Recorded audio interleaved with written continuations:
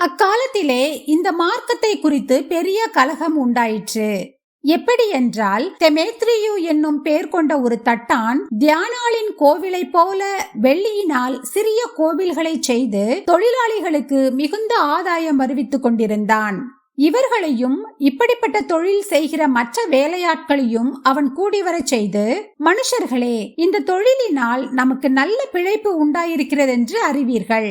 இப்படி இருக்க கைகளினால் செய்யப்பட்ட தேவர்கள் அல்லவென்று இந்த பவுல் என்பவன் சொல்லி, எபேசுவிலே மாத்திரமல்ல கொஞ்சம் குறைய ஆசியா எங்கும் அநேக ஜனங்களுக்கு போதித்து அவர்களை வசப்படுத்தி கொண்டான் என்று நீங்கள் கண்டும் கேட்டும் இருக்கிறீர்கள்.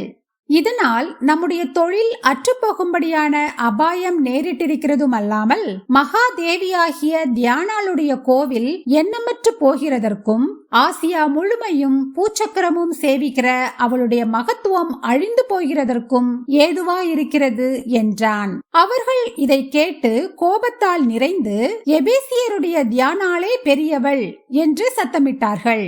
பட்டணம் முழுவதும் கலகத்தினால் நிறைந்தது. பவுலுக்கு வழித்துணையாய் வந்த மக்கதோனியராகிய காயுவையும் அரிஸ்தர்க்குவையும் அவர்கள் இழுத்து கொண்டு ஒருமனப்பட்டு அரங்கசாலைக்கு பாய்ந்தோடினார்கள். பவுல் கூட்டத்துக்குள்ளே போக மனதாயிருந்த போது சீஷர்கள் அவனை போக விடவில்லை.